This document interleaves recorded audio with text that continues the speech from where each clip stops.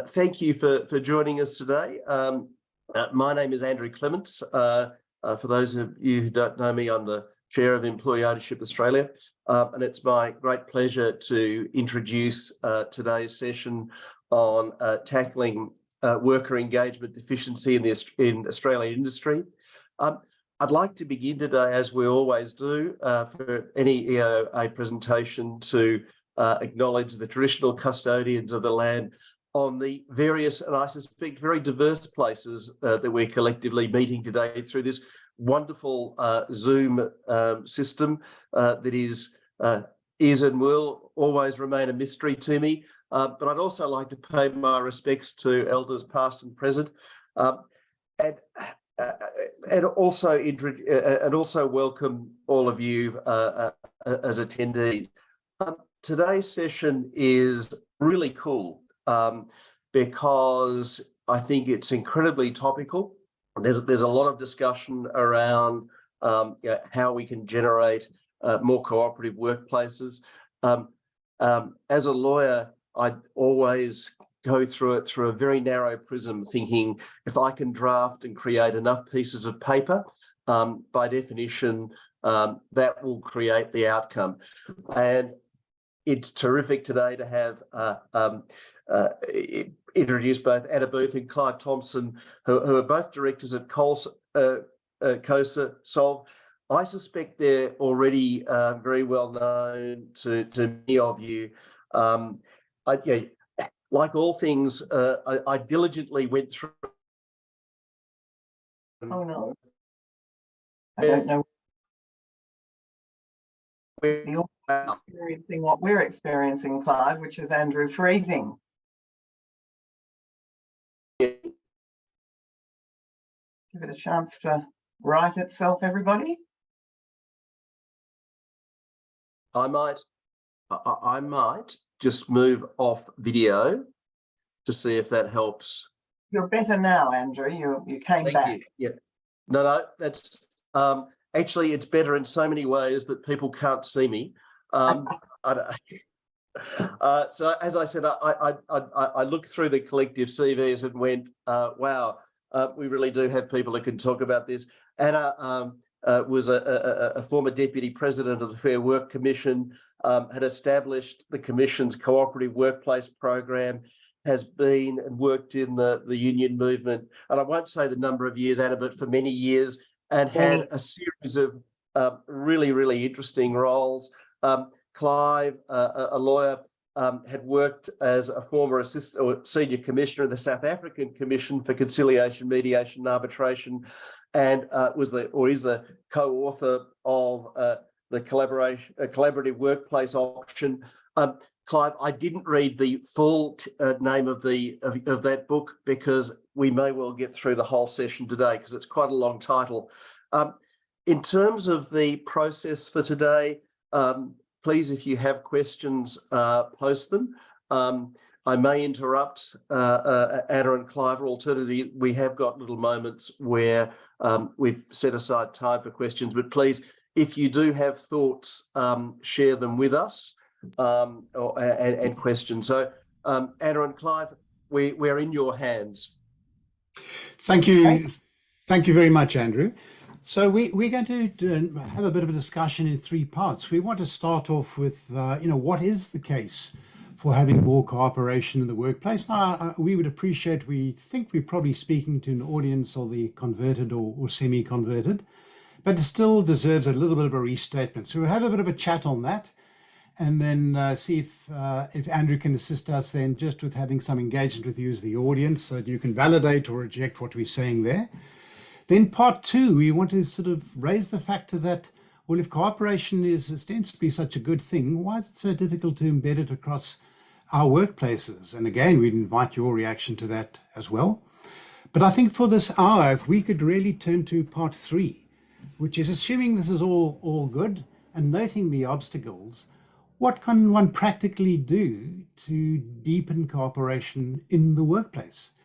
And there again, we'd be very interested to hear what the audience has to say. A bit of a disclaimer right at the outset. Andrew and I, like I'm sure almost anyone else here has got we've had a lot of contact and experience with your standard corporations in the Australian and other environments. We have a certain amount of exposure, have had a certain amount of exposure to co-ops and mutuals. But when it comes to employee-owned businesses, our own experience is a little thin. All the more reason then, as we look at what can be done, for us to engage very participatively with everyone else here in the audience. So that's going to be the sort of three areas we want to move into. And there's our disclaimer. Anna, do you want to pick up the pieces from here? Indeed.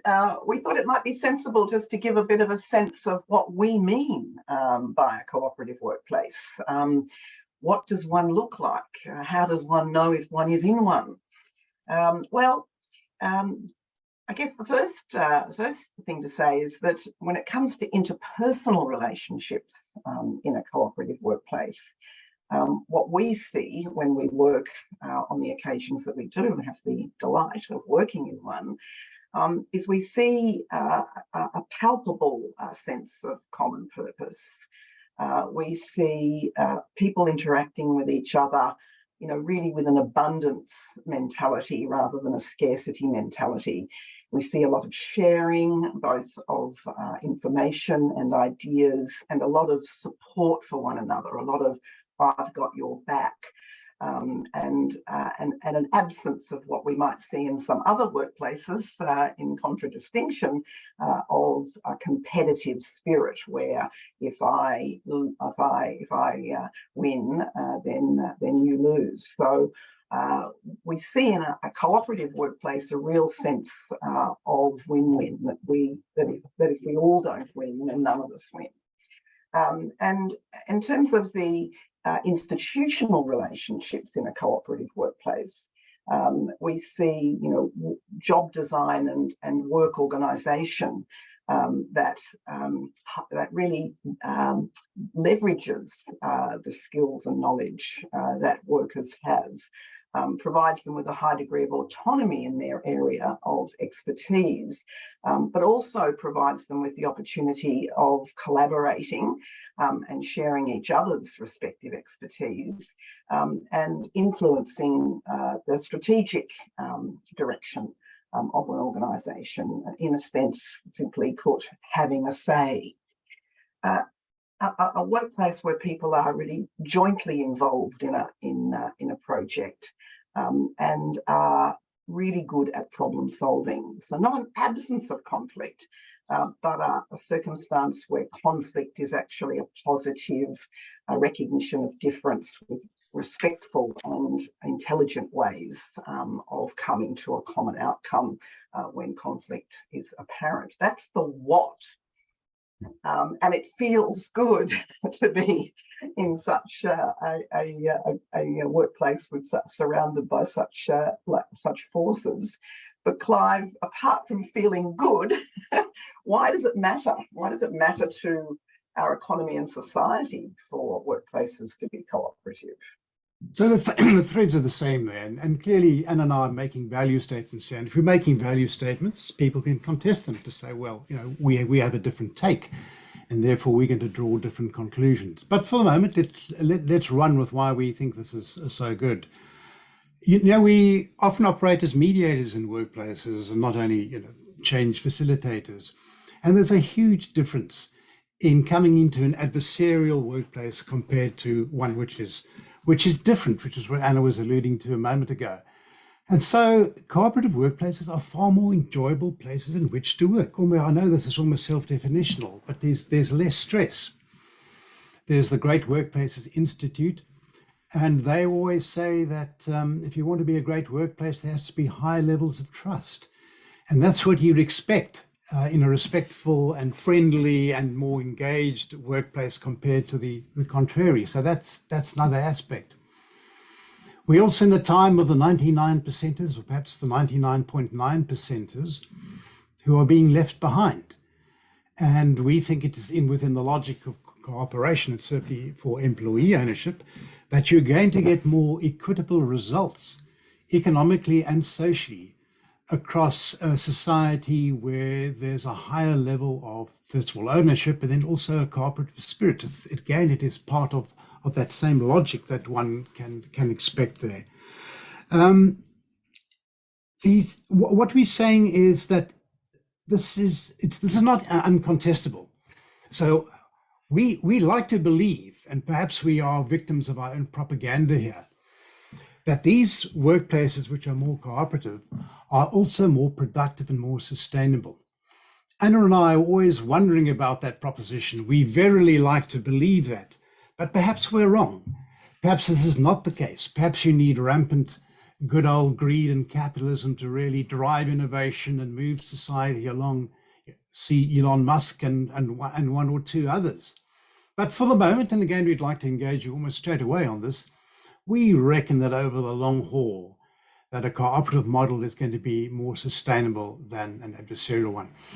By the way, the Employee Ownership Association itself has put together a much more considered and comprehensive set of thoughts here in the submission they made to the then Attorney General on developing more cooperative workplaces back in 2020. And if you go to the website, you can see the bigger picture. And Anna and I have just cherry picked a couple of items there.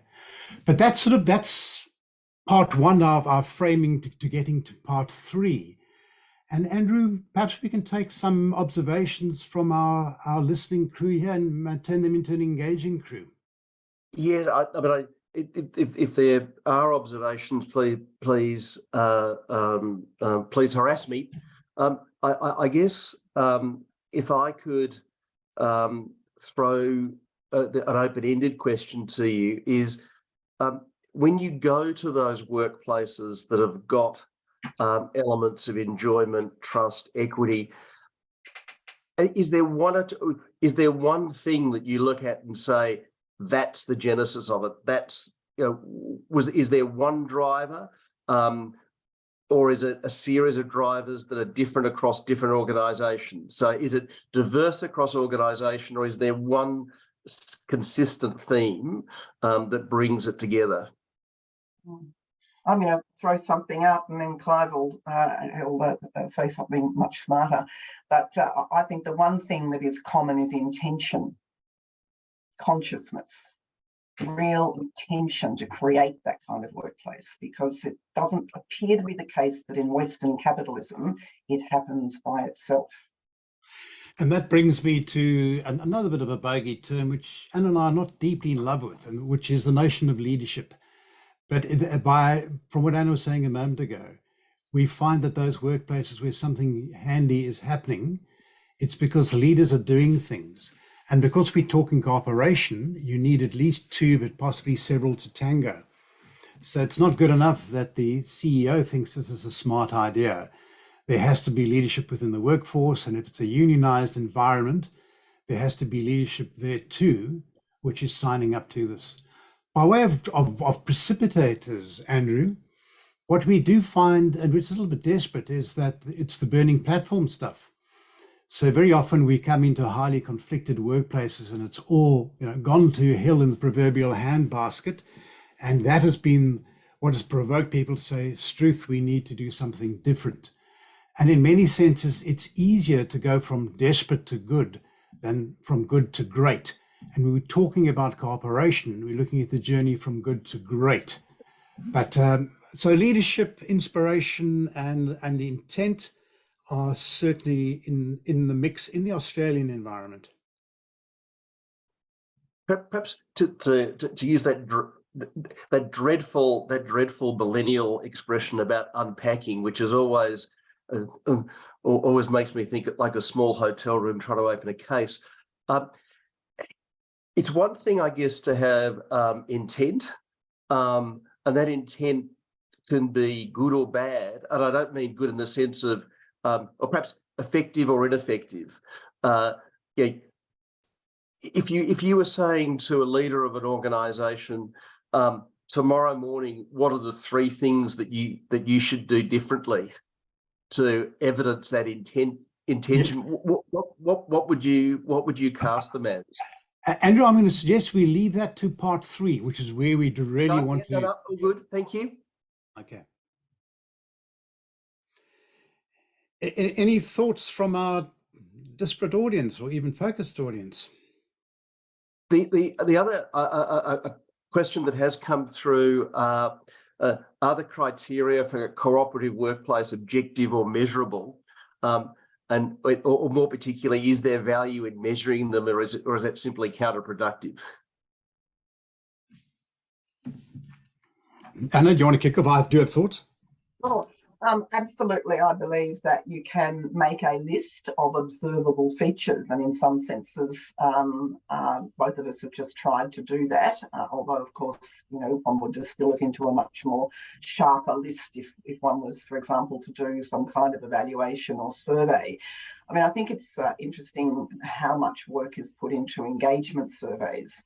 My experience, and I hope I don't offend anybody, but my experience of engagement surveys is that they are something that people in culture or human resource management like to do, and feel that if they don't do, they're not fulfilling their brief. But they very rarely are used as tools to change the workplace. It is so common for the engagement survey to come out. For a start, they're often quite long and laborious, and people don't like filling them in and think they're a bit of a joke. Then when they do get the results, and there's lots of colourful pie charts and so on, it's disconnected in time, sometimes months after the survey's been done, and then it's put on a shelf and no one actually talks about it. So, I mean, the good workplaces would if they were doing a sharp engagement survey, then take it out into the workplace in natural work groups as well as specifically established work groups for the purpose, and discuss it and identify the things we need to do differently in order to improve our score. So I'd hope that any kind of set of KPIs around cooperation would be handled differently to that. But I do think that it is possible to write a list, yes. And very briefly to add to that, so yes, Andrew, I think that's incredibly important. I mean, we can't just spout out about values that we think should be enshrined and all the rest and so on. Measurement is important. Employee engagement surveys is one tool for this, and obviously you're looking at a trend.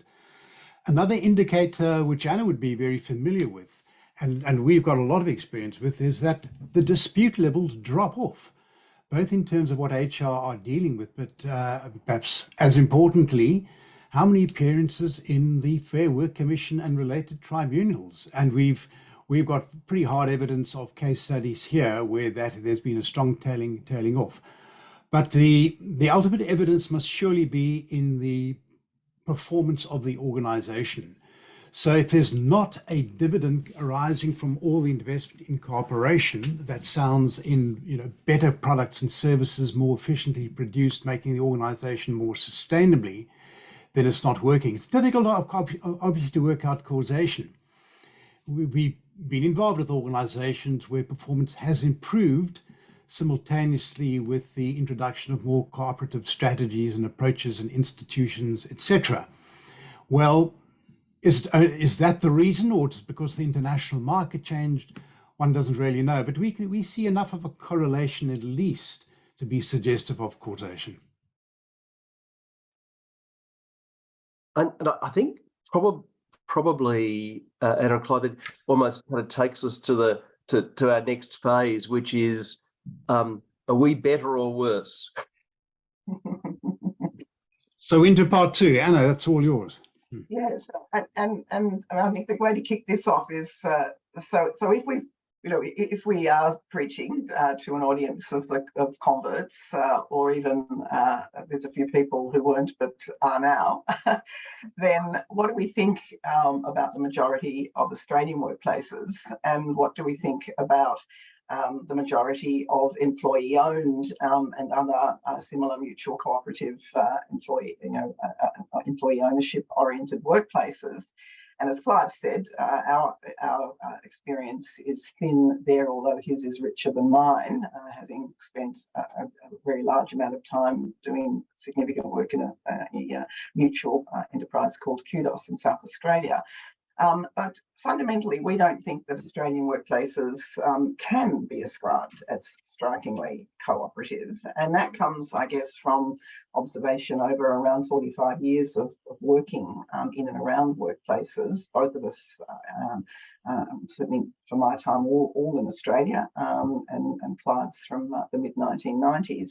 And in particular, from nearly a decade of being in the Fair Work Commission, and actually starting a program to promote the sort of practices that might be on our list if we made one, of cooperative workplaces, where there was a free service and highly experienced members of the Fair Work Commission were available to go into workplaces and work with employees, their unions and management to shift practices and beliefs and practices.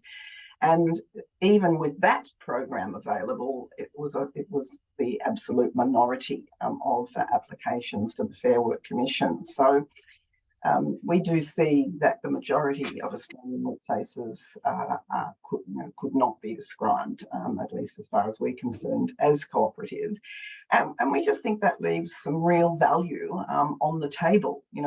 There's a real need, and if there was ever a need for cooperative workplaces, it is now, with the big shifts that are being made, particularly in climate, and the whole notion of just transition totally depends upon there being a collaborative approach to problem solving and a way of envisioning and creating a future that is mutually supportive of all employees and their organisations. So that's a rather bleak analysis, Clive. Yeah, man, and I'm actually going to drop down to a point I was going to make a little later in this very piece and bring it up front and then tackle one or two things as well. So Sanders was saying, she and I have been working in this area along with many other people in the country for, the better part of 20, 25 years now. And the results are a little disappointing, certainly in corporate Australia. And, the mutuals and co-ops are probably doing a better job, but our own fancy, and again, we're interested to hear what people may have to say here, is that when you're looking at consumer and producer co-ops, their workplace relations are probably not more cooperative, and that's certainly the intel that we get from unions who are organizing in that area.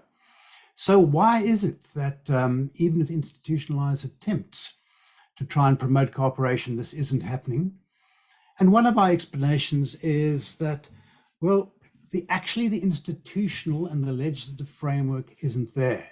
And in that, we're fairly similar to the rest of the Anglophone world. And if you contrast that with Northern Europe, particularly the Nordic countries and Germany, well, there you do have legal frameworks and participation is provided for and in many cases obliged. And there is a certain kind of dividend that accrues from that approach. And perhaps there's certain costs that accrue. That goes again to final performance as you compare the United States with performance in Europe. And then again, you're into value judgments of what do you want out of society and as a society. Do you like the happiness surveys that come out every year and which say that the Nordic countries are on top? Or do you like some of the economic data that comes out of the United States, which says, well, if some people really want to make a lot of money, that's the way to go. But I do think that, we're of the view, again, interested to hear what the audience would have to say here, is that in a relatively laissez-faire area of institutions and legalities, it's going to be difficult to go along. So we are, in fact, products of our history. We're product of ongoing, power relationships and imbalances, and there we are. Another feature that, someone who didn't grow up in Australia, coming from a much more conflicted and quite a desperate society, there is the case of the lucky country, in the sense that Australia in industrial relations is working in satisficing mode. We're good enough. If it ain't broke, don't fix it. The struggle to get from good to great is just not too perilous, but too difficult. Let's stay where we are with the satisficing model and let's just go along with cruise control. So that's Perhaps it's anonym rationalization for the lack of impact we've made over 20 years, and perhaps there are better explanations. Other thoughts, Anna? Well, Clive, you've highlighted the lack of institutional support, and I think that does ring true to me from my years in the Fair Work Commission, and then for 30 years prior to that as a practitioner in Australian industrial relations, working with what was then termed, when I started back in 1978 in industrial relations, as the Conciliation and Arbitration Act, that the architecture of Australian industrial relations is responsive to the reality of power relationships in a capitalist country. And that has that's been bolstered, turbocharged really by the imbuing of Australian leaders, both in politics as well as in industry, of the neoliberalist philosophy. And that has grown from, the last 40 years, a huge cohort of managers who have been educated to be commanding and decisive and to lead from the front, and who resist, quite frankly, in being influenced by employees and their unions. And on the other hand, quite predictably, it follows that there's a whole generation of workers who are divided into, if you like, the kind of frontline low-paid workers, and I always avoid using the term low skill because they're not. I mean, if anybody has tried to clean toilets in a primary school and figure out the right chemicals to use, you cannot be calling that job low skill, but it is low paid. So there are frontline workers who have frankly been oppressed by the work process and the leadership models. And then there are sort of high flyer knowledge workers who have been advanced up the at least material conditions ladder, and who are satisfied, not even just satisfied, but with performance pay systems, with variable pay systems or bonus pay systems, same different terms for the same thing, for at-risk pay, and are very clear about what they have to do to achieve that. And it turns out that what they have to do to achieve that doesn't actually include being cooperative with others. Or if it does, it includes being cooperative with a small cohort of others, all of whom are seeking the same outcome. So I think we have a really challenging external context. The outside world is not the prevailing forces in the world in which we live in Australia is not supportive of turning your organisation into one where there is that, that real abundance and reciprocity, really deep inside, and able to be actioned every day in all the things that we do. So things like mistakes being a source of growth and innovation rather than a source of blame. I can tell you from Clive's and my experience with the if you want to be in workplace relations in Australia, don't do what Clive and I do, which is to seek to facilitate agreement reaching and cooperation. Be an investigator of misconduct, because that is where most of the dollars are going. Yeah, just I know one of your steady thoughts, Anna, is one of learned helplessness amongst employees, or but more broadly employee passivity. And I think we've experienced that even in some of the co-ops and mutuals with whom we've worked, that even though at a formal level, they are meant to be more engaged and have more formal channels for engagement, you come across the reaction, well, that's more than my job's worth. I'm here to do X and I'm not here to do all this other stuff. And that then features also something of a bar. Our own Fair Work Act is still largely a 20th century conflict resolution model and not a promotion of engagement model, and that's the mindset. And I think it's still what's taught, and was mentioned in command and control approaches earlier. And I think it's still what's the vein that's taught mainly in the business schools, and then also in the union movement. And perhaps you've got a thought or two on unions and. In a way, little wonder then that trade unions in Australia are untrusting, particularly of employee ownership, cooperatives, mutuals. There's some who have had some good experiences, and so it's not whole unions as institutions that might be supportive and promoting of these forms of ownership and governance. It's individuals who have had some good experiences, but a lot of unions have had bad experiences, particularly in serial recessions where the worker buyout has been the answer to an organisation that's collapsing around them, and particularly before the Fair Entitlements Guarantee Scheme, which used to be GEARS, there was often only one choice. If there was no funds left in the organisation to pay entitlements, well, let's have the workers take control. And I think we all know, and this could be the subject of a much bigger seminar, that without the right capacity building, that can be a recipe for disaster. So, trade unions are burnt by the experiences that they've had.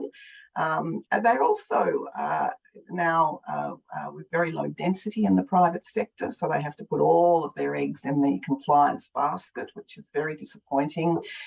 Certainly when it comes to promoting cooperative and collaborative processes in workplaces, be it in employee-owned or otherwise.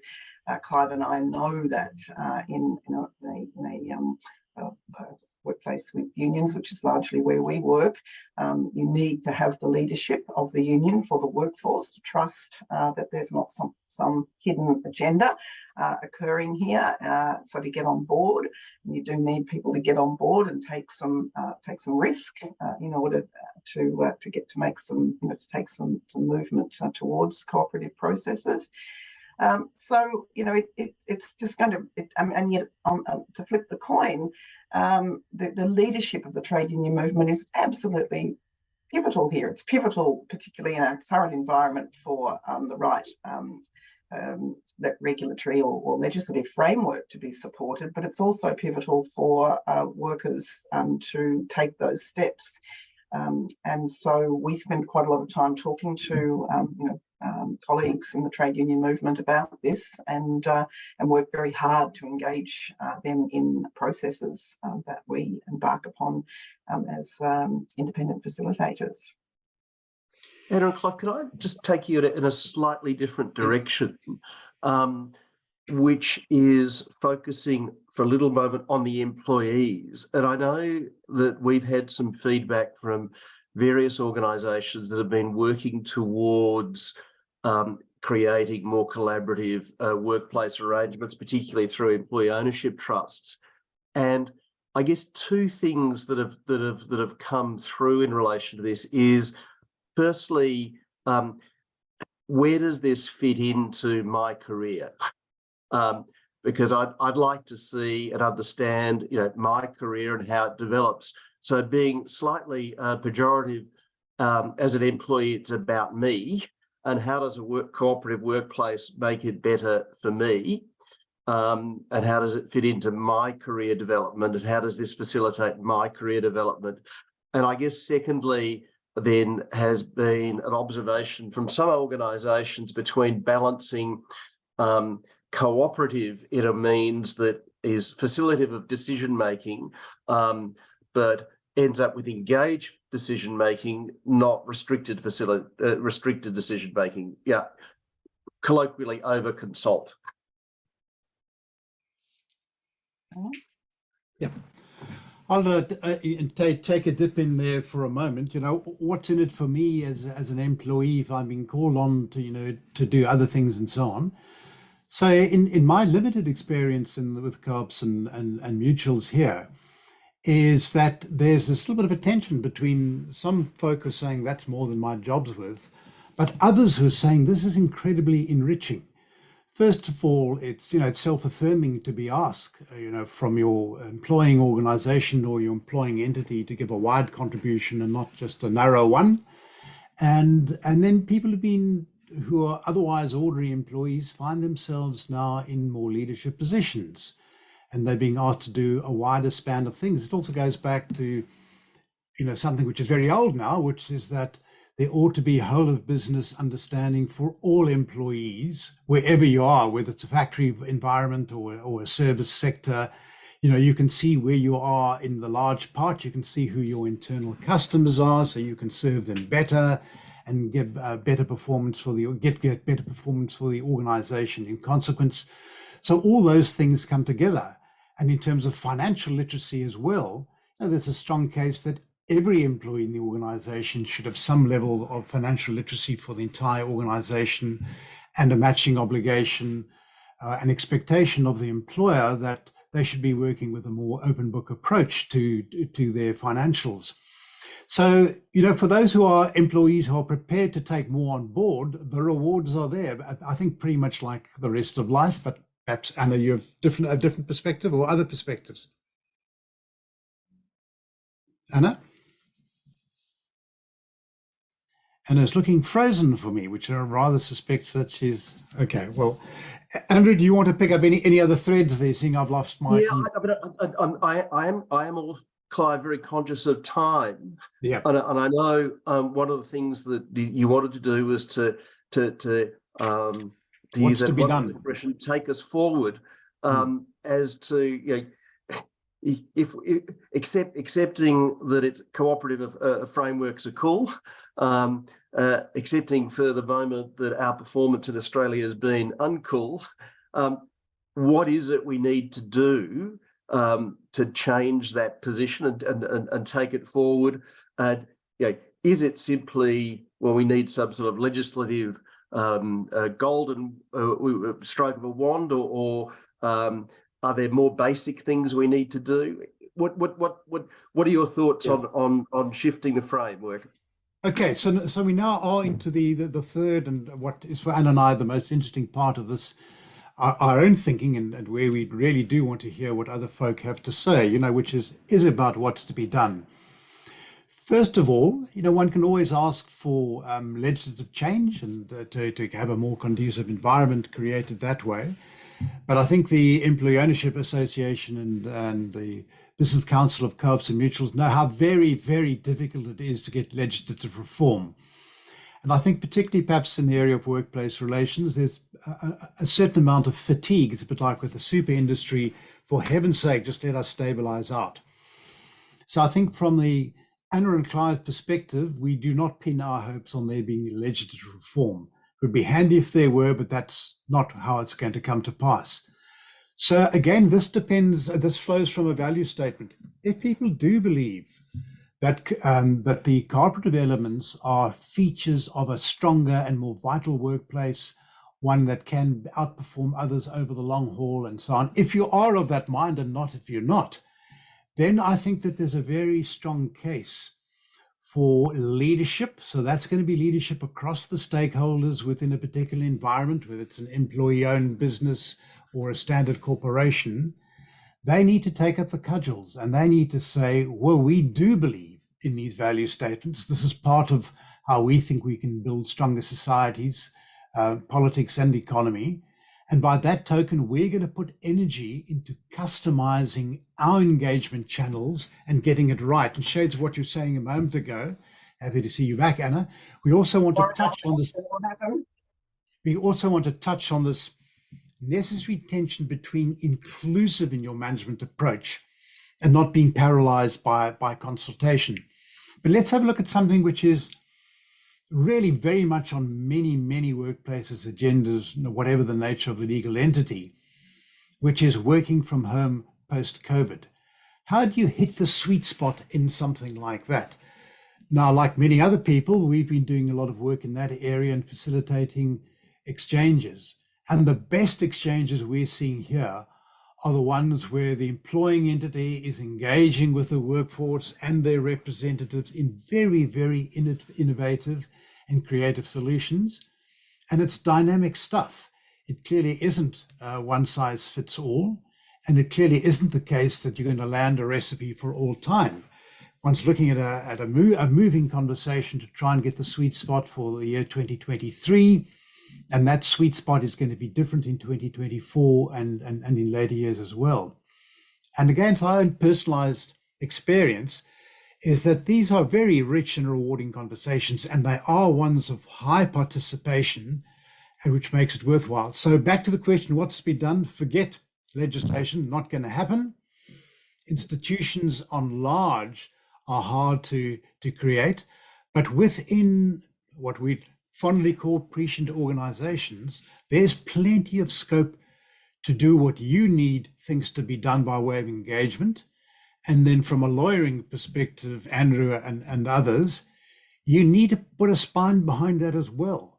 So there needs to be a chartering component to that, hopefully a co-authored chartering component, but rules and processes need to be written down and captured if anything is going to be remotely sustainable and predictable and orderly.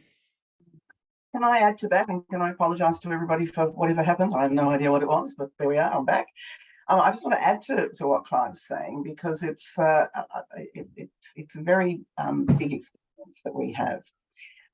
So cooperation is not about people being just nice to one another, and it's certainly not about employers being benevolent. There is a complete difference between something that's co-created and something that is imposed upon you. Now, I think it used to be the thought that if something negative is imposed upon you, that's bad.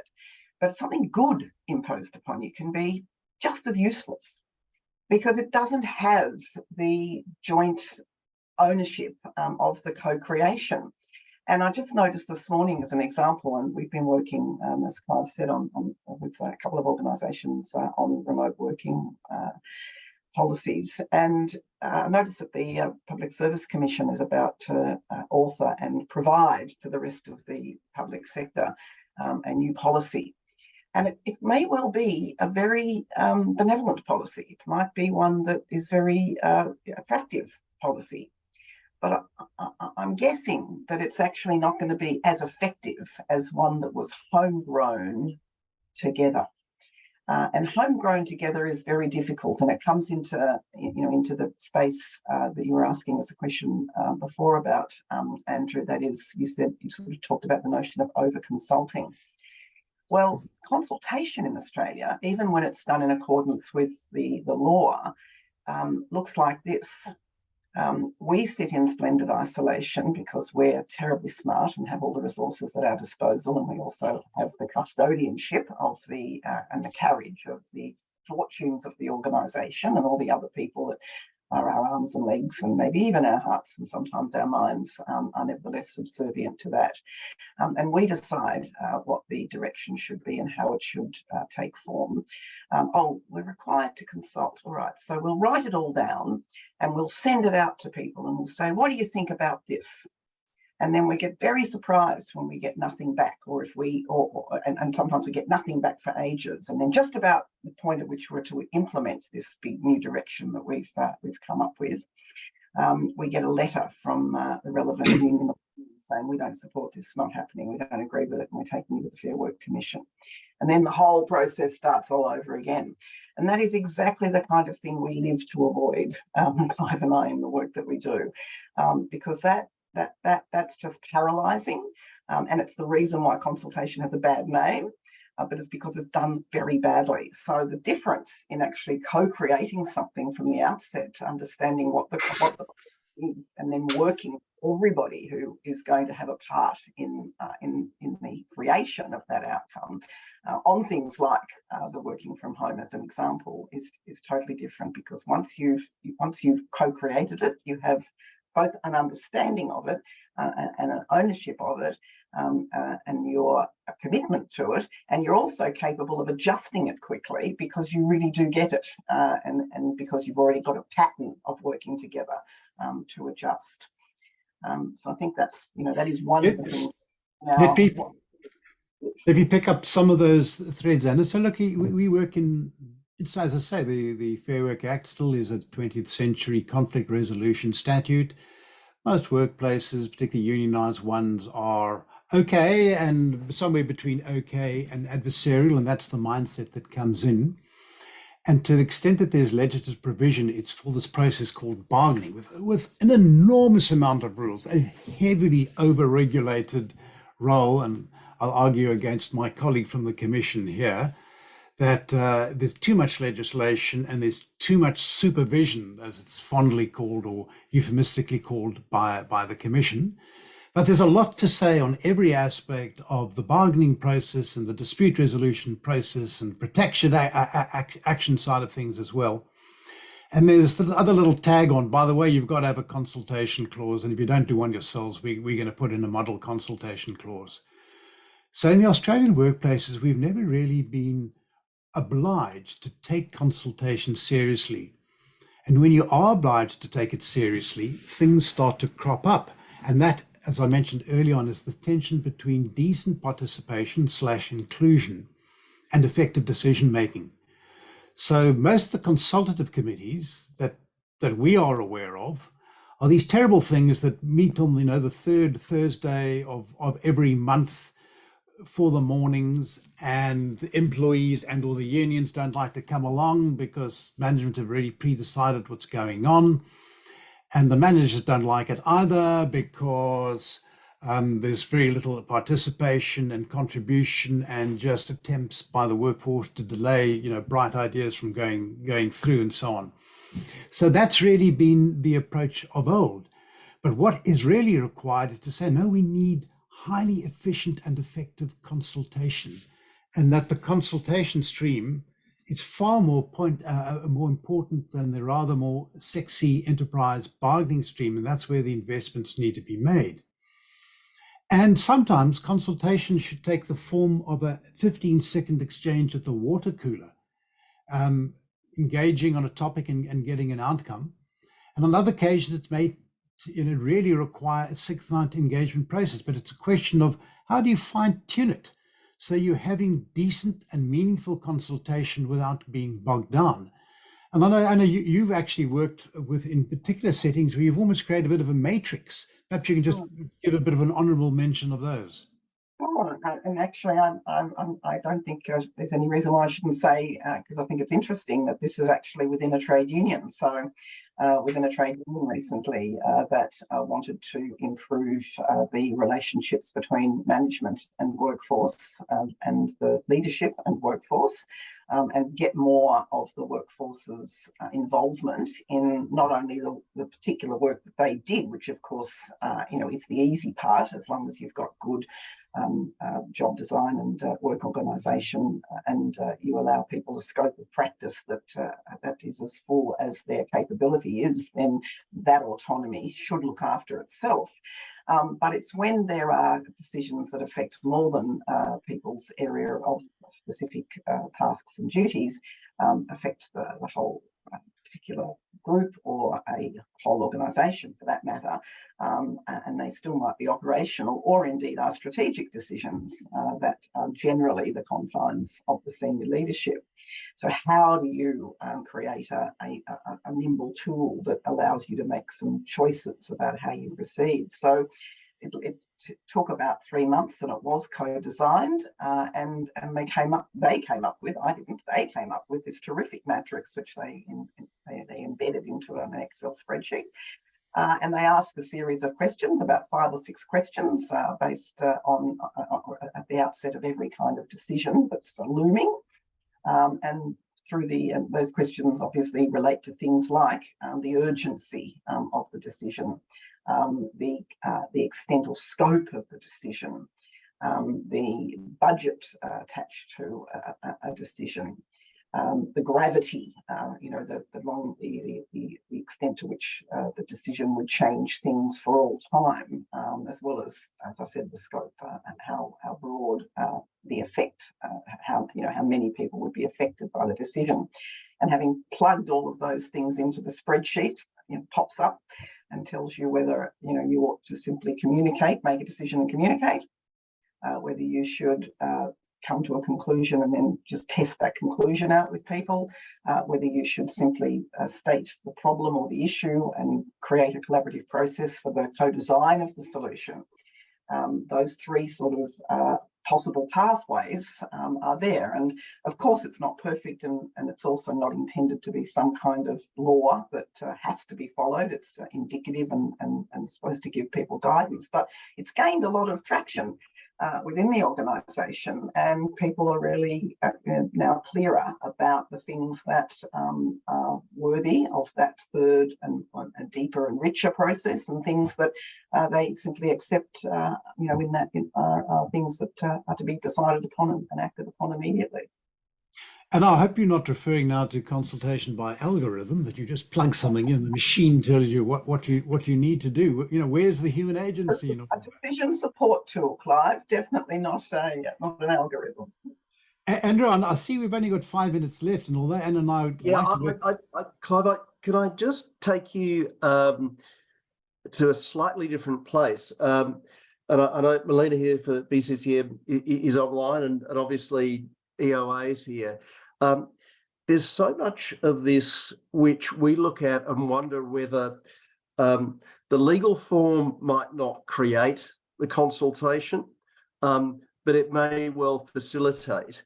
And I'd be really interested in your thoughts as what is, or do you believe is the appetite of government to look into, I guess, what I'd see two things of institutional support of collective ownership arrangements and being agnostic about the legal form, firstly, and secondly, what the appetite of government could or should be around facilitating change, conscious of seeing perhaps in the UK Graham Nuttall's work in pushing forward a structure for an EOT that then meant that it's gained its own momentum. I'd be interested in your thoughts of the likely success of and what we should be doing collectively. That's definitely one for Clive. But a couple of years ago, with the Christian Porter, as he then was, did have this initiative, and the EOA gave its submissions, and CoSolve and other gave their submissions as well. It looked like there might be, even under a more conservative government, an opportunity now to get something done legislatively and institutionally. So in principle, for all the reasons that we've been discussing, we do think that the way to go is to have enabling legislation. And, that certainly would be true of the cooperatives and mutuals in the area of tax and to be more enabling for trust structures as well to assist in this area. So we're very definite fans of that. I think it would be a good way to go. But we are just very skeptical that there are too many obstacles in the way that one can realistically expect legislative reform here, or really significant legislative reform that could make the big difference. And that's why we are inclined to fall back on saying you can't wait for that to happen. You have to see if you can persuade leaders, or leaders themselves come to the viewpoint that this is a track to a better society, and therefore we should customize our own stuff and give it a little bit of form and endurance through a chartering process, constitution writing process, and that sort of thing. But perhaps I'm being too skeptical to the point of cynical. We do have a new Labour government here. It actually does remind me of many years ago in the earlier lives. Anne and I had an audience before the then Deputy Prime Minister about trying to push cooperation. So we're talking about 2008 or so. And the then Deputy Prime Minister, who was later become the Prime Minister, said, there are too many planes we've got up in the air. We can only land some of them. Cooperation is not one of the ones we can land at this time. I'm not sure what storm convections you need to bring a plane down. Anna. I mean, look, it's 5 minutes to go, and I don't think we've really got enough. We've not responded enough to the audience. But I don't think I can add, Clive, because you've had that deep experience with Kudos, and the thought that I did have when Andrew was asking the question was, you know, you've created some governance structures, kudos employees and management have created some governance structures under your guidance or under your facilitation that have now, I understand, begun to work. But the truth is that some of those, at least ownership and governance structures, were in place well before.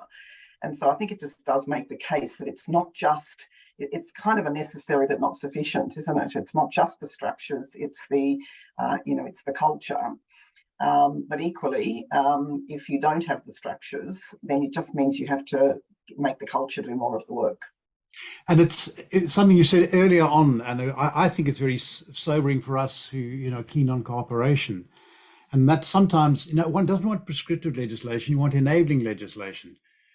But given culture and history, sometimes enabling legislation doesn't do it. And that's the experience with the Cooperative Workplaces Initiative through the Fair Work Commission. As Anna was saying, here's a free service with, fairly talented people or experienced people who are able to help people on a journey. And there are very, very few people who take up the enabling invitation. Compare that with Sweden and Germany, where if you've got a workplace of a certain size, you must form a workplace committee, a workers' council, works committee, and under the European legislation, there are things you must do there. And that then embeds the change in culture with all the other dividends and perhaps costs that go with it. As I said early on, you compare what do you want, the society of the United States or the society of part of Northern Europe. So there we are. Can I ask? We do have limited time. What if there was one message that each of you could give to government, and what would it be? And collectively, how could we support you with those messages? And I'm going to kick off here. We've got to stay true to our own approach. We think that there ought to be co-authorship, and we think there ought to be engagement. So we would invite this government to go back to where the previous government was in 2020, and to say, well, let's start that conversation on creating a better society also through more cooperative workplaces. How do we do that? Well, let's bring the stakeholders together and have a well-calibrated, a well-structured conversation. I know the cynic would say not another gab fest, and we have our own sense of skepticism in that regard as well. But I think it's a highly worthy topic, and I think it requires co-authorship. Therefore, it requires drawing in the interested parties and getting them to engage with one another to produce outcomes. And I would agree with that, and I would add to it that. And I go back to perhaps someone of my vintage always goes back to their youth, but the 1980s, the halcyon days. And in the industry department, post the restructuring occasioned by the changes to sort of macro industry policy, even though that's perhaps the wrong use of the term macro, but you know what I mean, border protection and so on. There was a real investment in a group within the Department of Industry called Enterprise Connect. So I would add to what Clive has said, and obviously would be subject to what the social partners identified as appropriate, because I think that is the absolute first thing to think about.